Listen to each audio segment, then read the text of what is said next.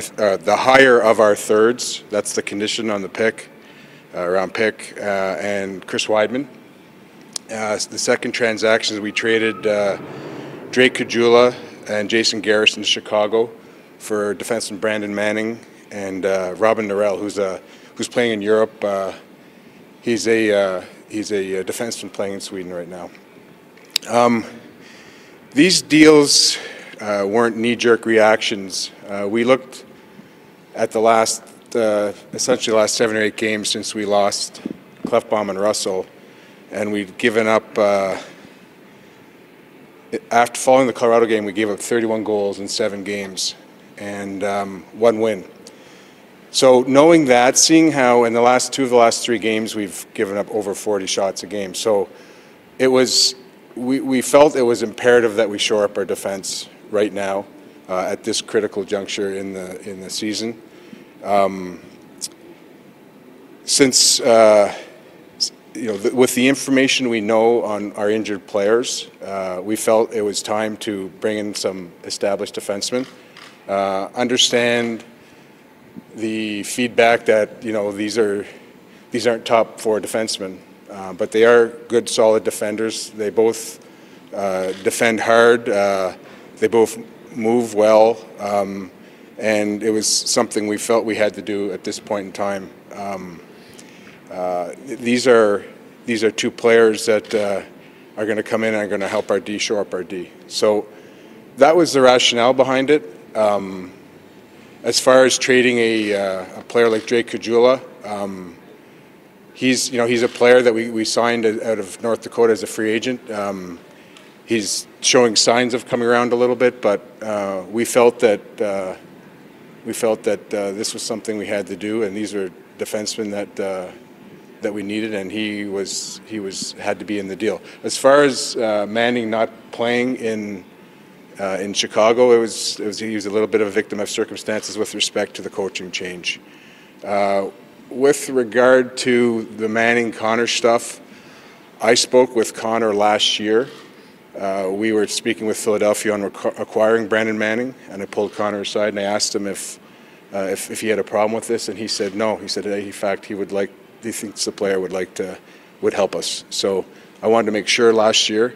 I did not speak with Connor this year. I told him in advance that we had made the transaction. I can take some questions now. When you look at Manning specific, what do you see that he's going to do better than what Kevin Gravel brings you? Because if you just look at the depth chart, he's kind of going to be battling him on your left side. Well, that's where I respectfully disagree with you. He's an established player in the NHL. He's a good, solid defender. He can make some offensive plays. So I think from the offensive perspective, you're going to see more. He's played longer in the league, and he's meaner. Kevin's done well for us, and this is about bringing in some players that can help our defense now. And it doesn't mean we're not out of looking for a higher ND. We've dipped into our LTI money. So we've went above and beyond right now. We'll still continue to look. Our owner's given us the ability to dip into the LTI monies, which we have. But I mean, it's a fair question, Jason. But he's got more experience in the league, and he's shown he can do more at this point. That's our evaluation on him. Sorry to interrupt. On the timing of these deals, was there a thought when you had 2 defensemen go down at the same time to getting something done right in that moment, or was it a wait-and-see approach just to see how the rest of the guys reacted, or do these deals just take time to come together? They take time, Brian. They take time. So when Clef went down, it was like, oh boy, we gotta get on a horse now, and it takes time. And it's not to say that we weren't fishing in bigger water. The price is in that range. At this point, to what you've seen, I assume it's just to try and bring in that type of impact defenseman. They're not out there right now. They're not out there. They might be out there. They might be out there shortly, but right now it's too early in the season for them to be out there.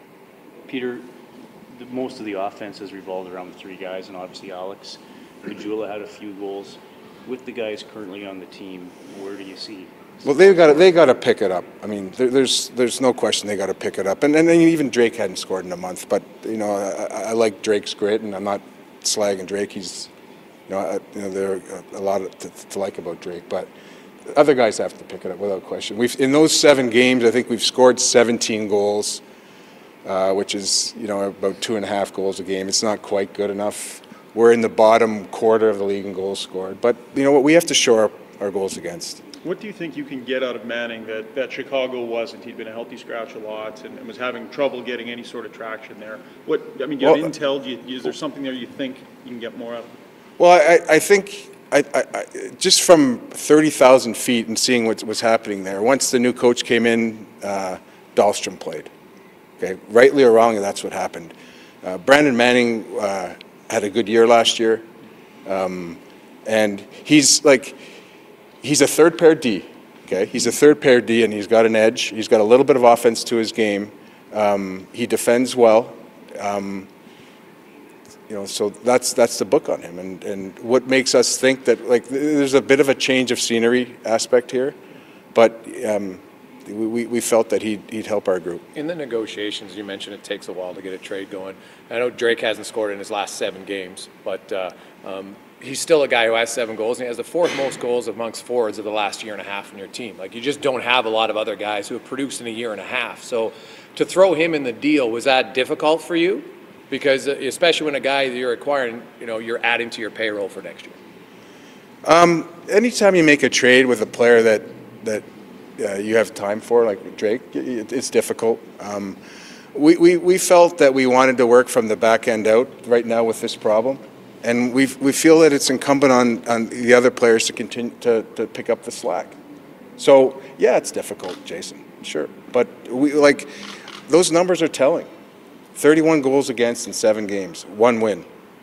We have to fix that. And knowing what we know about our injured players, injured defensemen, it was time to do something. So does that mean Chris Russell's not that close to coming back?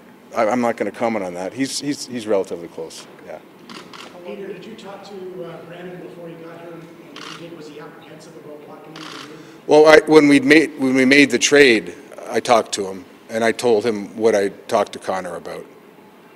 So I'm sure there was some apprehension, but I wanted to lead with that, which is what I did.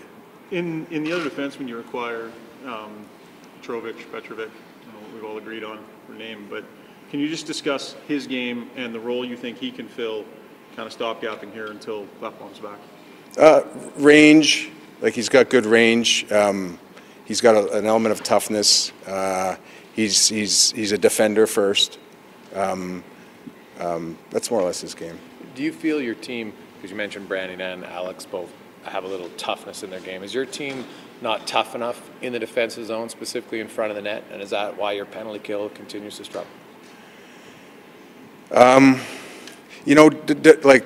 Define tough. When you defend, it's about closing, right? And you want guys to close and to close hard. And I get the we'd love to have a puck moving defenseman. I get that. And they're, as I've said before, and I'll continue to say, they're hard to find. I feel there's been some growth in Caleb's game. Okay, I feel there's been some growth there. I feel that putting these 2D in our lineup takes some of the pressure off of Darnell. I think that's important. I think he's been taxed, and Lars has been taxed. So I think that kind of for the greater good that this is going to spread out the minutes, spread out the defending. As far as toughness, as I said, it's about closing, it's about finishing a play, and I felt we weren't doing that. And that's part personnel and part right here. So we've shored up some of the personnel. These aren't sexy players, and they're not sexy players, and neither is Drake. These are bottom half players that can make a difference. Peter, when it comes to Andre Sekera, I guess is that have you realized that he's not going to be in the mix this year? I'm not going to comment other than it's taking a while.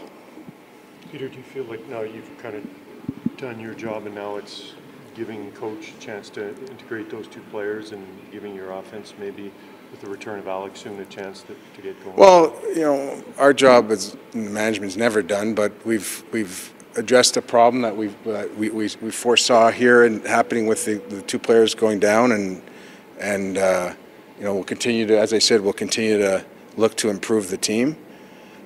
But yeah, I mean, it isn't taking the players off the hook either. So they've got to step up also. Your team went on a pretty good run after you hired Ken, and the losses coincide directly with losing these defensemen. Do you view the turn that the team has taken primarily based on losing those defensemen, or are there signs in other parts of the game that you're concerned about? Like, where do you think this team is at overall outside of these missing defensemen? Well, if you were to ask me that question before the last game, I'd have a different answer. Last game, I was really disappointed in our effort. I do believe that this slide, but for that last game, had a lot to do with personnel and as far as losing, like I think Clef's just hit another level. Like he was playing terrific hockey and Russ is, he's a good solid defender and a good high character guy. So I am not attributing our slip to solely that, but that's a good chunk to do with it. What do you expect from Gambardella? What's he going to add? He's had a good year. He's a gritty guy. He's not the prettiest player. He's a really strong stick. I don't know if he's going to play tonight or not. But he very smart. He's really improved his game. He's the leading scorer down there. Very smart, very conscientious, and has like he's a 2.5 skater, what we call, like 2.5 out of 5. But he does have deceptive quickness when there's a loose puck. And lastly, you have two 20-year-old wingers now. It looks to be in your top 9, and neither one's yet found a lot of offensive traction. Peter, when you look at a lot of guys who come in, if they're ready to score right away, they usually score right away, or they're down in the minors. How do you balance that with those two? And do you look at the overall benefit to their growth? If they're not producing here, are they better off if they can produce in the AHL? Yeah, that was a discussion about 2 months ago we had too. They've both acquitted themselves very well in the minors, and we felt it was time to bring them up. And we hope for growth here and in good opportunities here. Any concern that with Puljujarvi going so long without really putting up any offense, that this is the idea for this to develop into an offensive player, that hurts his offensive development? Well, but for the last couple of games, I've actually really liked Jesse's game and his development. I thought he's been getting some looks. I think he's making a lot of good decisions. I think I'll put him in the rest of the group the last couple of games. But I think that'll come. And I think I just I've seen him down there, and he has to do it up here now. He can do it down there. Peter, is it safe to say that you're looking toward the forward ranks now in terms of augmenting the roster if you had to make another move, or is that? We've got some options. Let's just leave it at that. Thanks, Peter. Thank you. Thank you.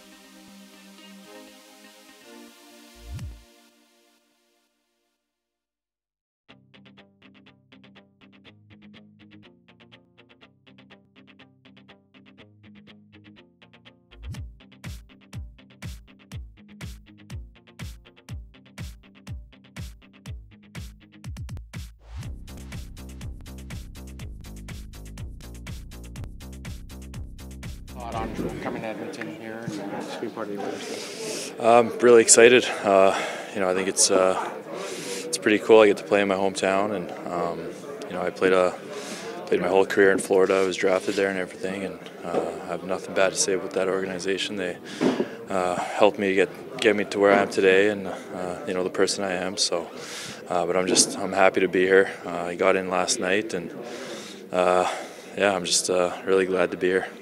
How do you feel you can help this team right now? Peter Chiarelli just talked about how the team's been leaking a lot of goals, hoping that you can help them defensively. How do you incorporate yourself and your game into helping the team defensively? I think I just add, good value defensively. I think, that's my main role is to play good defense and just make it hard for, the other team's top players. And, it's going to be a hard night every night coming in here. And I think that's the kind of culture we want. And I know, down in Florida, I thought I played physical, consistently. And, I'm just going to bring that here and, with a wealth of other things. The last 24 hours are so late for you. How do you get from there to here to where you sit today for the game? By airplane, I guess. But no, it is a quick turnaround. Never been traded in my life, so it's a different experience, something I'm going to learn from. And at the end of the day, I'm just excited to be here, and just can't wait to get going, kind of get my feet under me, and just kind of get to know everyone. And I think the biggest thing is just communicate a lot around here and just kind of get to know guys and just get settled in. Are you going to live in a hotel, or are you going to just shack up with mom and dad for a bit? I slept in a hotel last night just because it's closer to the rink, but I might have to start paying rent back home if my parents allow me. Did that trade take you by surprise, or was it just something that you saw maybe? I was in and out of the lineup in Florida. I think what I was doing, I thought I was playing well, but just the circumstances that were going on. I think Dale Talon, he had a lot of trust in me, and I think he's a great guy. I've known him a lot, so I just think for him, he's putting me in a good situation, and I think we got a good situation here in Edmonton, and they got a great team. So I'm just happy to be here to add some value. What was the reaction of your friends and family when they found out you were coming home? It was pretty crazy. My parents they were actually on the flight. They were in Florida for Christmas, and they were flying home the same day that I got the call that I was traded. So they were on the way to Toronto, and I was trying to text them. I couldn't get a hold of them. And then when I was heading out to Toronto, my mom called me when they touched down, and I told them. And I was just getting tons of texts and stuff from friends and family, and it was a pretty hectic day. I know you come here, you know Nuge. Do you know any other guys? Or?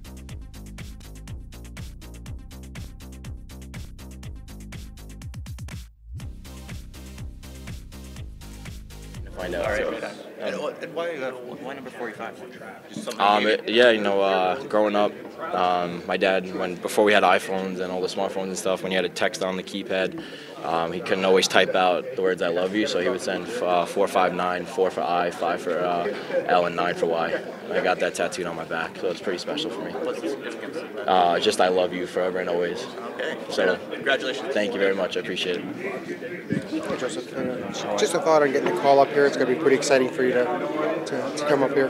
Yeah, it's the last 24 hours have all been a really big adrenaline rush for me, and that's what I'm kind of going off of right now. It's been a thrill. You wait for this call your whole life, and no matter how many times you play it out in your head, and you could play it out 1,000 times over, and then the way it happened yesterday, I couldn't have pictured it any better. I'm just so blessed and grateful to be here. How did it happen yesterday? You got the call, got on a plane? No, so we were actually at the rink. We just played San Diego the night before, and we were getting ready to get on a bus doing a team stretch, and the coach pulled me aside, said, hey, again, well, you're not making the trip. And I thought initially I did something wrong, or I was like, my body feels okay. And he said, I'm proud to announce that you got your first call up to the NHL. And from there, I've been on cloud nine ever since, and made the calls to my parents, my girlfriend, my brothers, and it's been special. It's obviously going well for you down there, I guess. What is it about? Connor.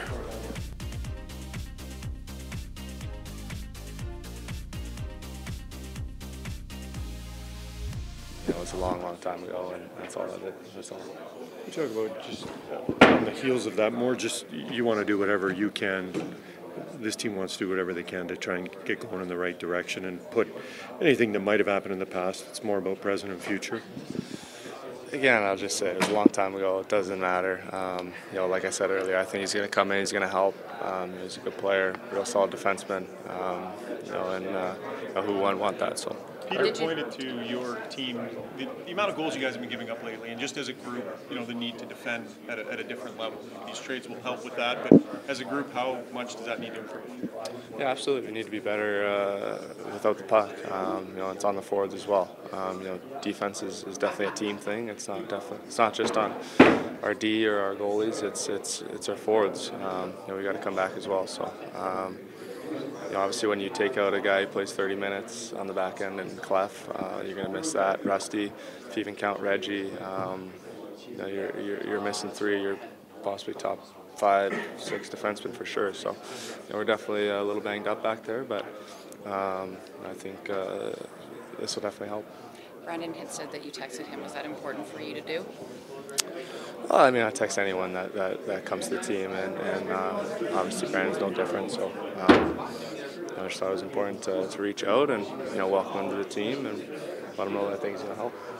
You guys are in a pretty critical point in the season. You're still within striking distance of the playoffs, but you're on a bit of a slide. Maybe just discuss this next little run here. Yeah, a little bit of a slide, obviously. 5 games has gone on too long, so got to find a way to stop the bleeding here and get a win tonight.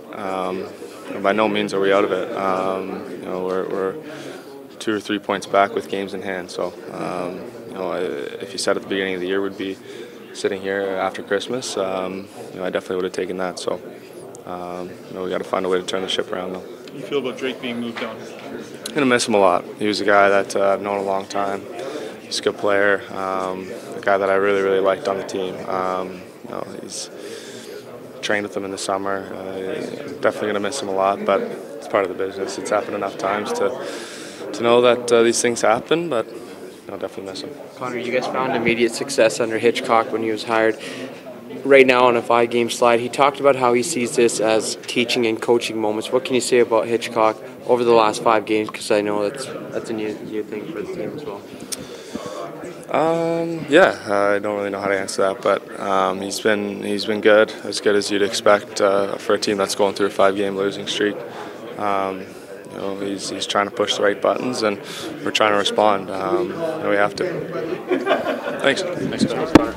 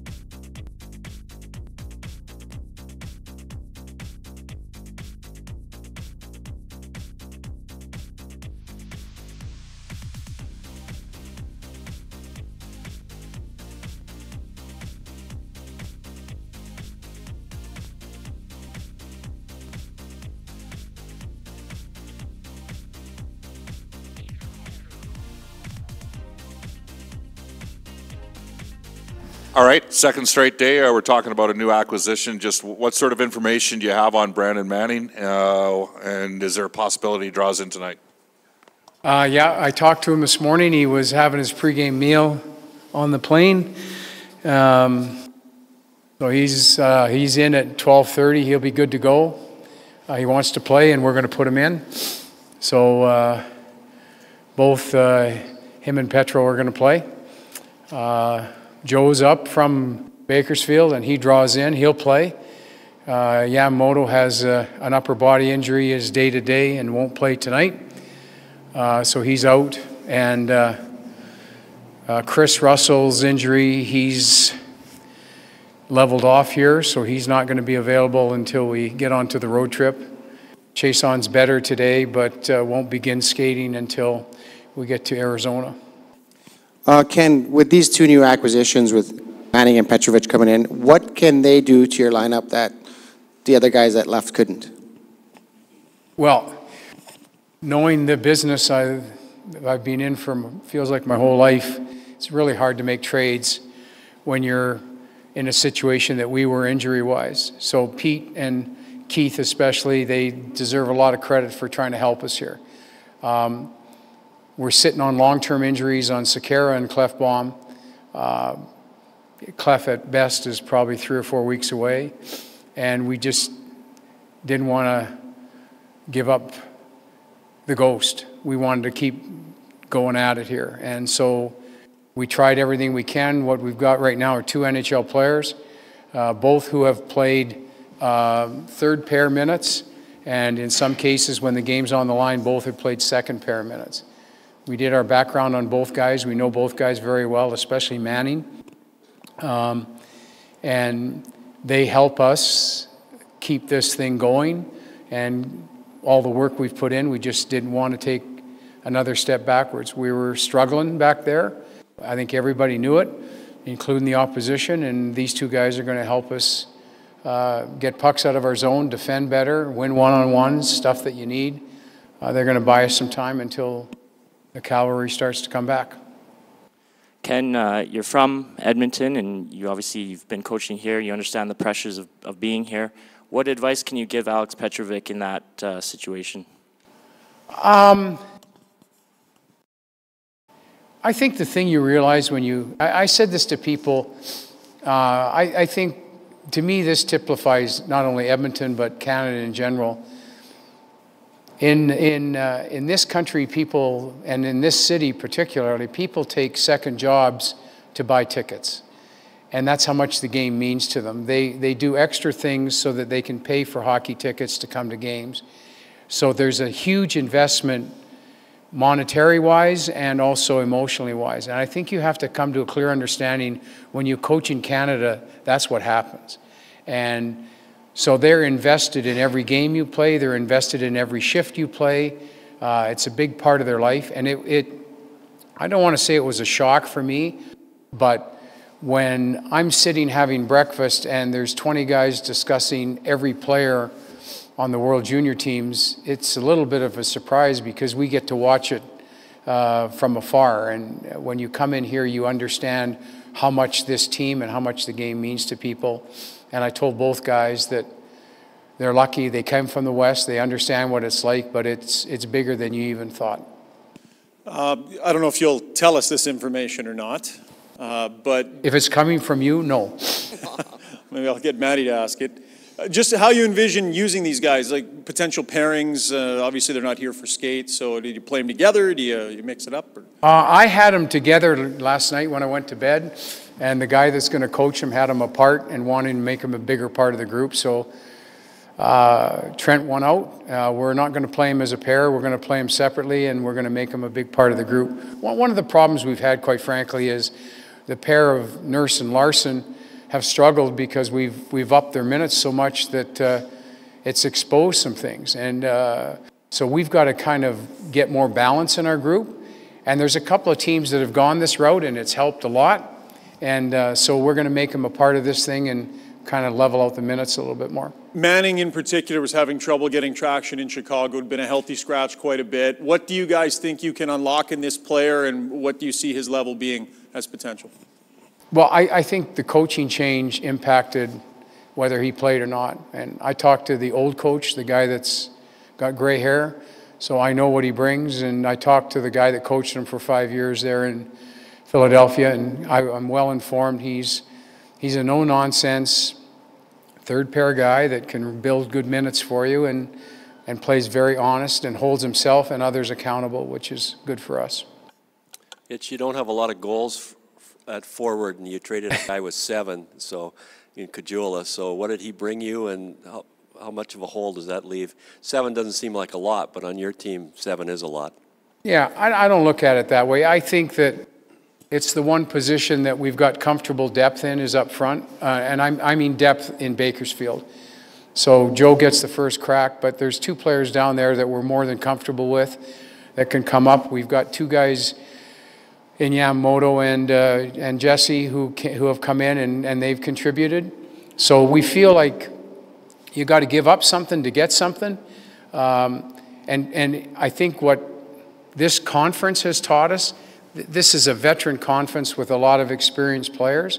And if you cannot defend your own zone and you can't get it out, it doesn't matter what you think you can do offensively, you're never going to get the opportunity. And Jim, what we found out in the last little while since the injuries came in, we're basically dumping it out and changing. That's been our game. And we've been getting exhausted in our own zone. We've not been able to win one-on-ones to get it out. We haven't been able to handle some of the other team's pressure. And now we feel like we're better equipped to do it. And so I think we can make some of the players we have better offensively if we can spend more energy in the offensive zone. Yamamoto, who practiced yesterday, and suddenly he's got an upper... No, it happened in the game. He played through it in the game, but he came to practice yesterday, and it was very sore. He tried to get through it yesterday, but couldn't. So we shut him down, and then we came back today, and it was a little bit better. But it is a day-to-day injury, but he's unable to go today. Thanks.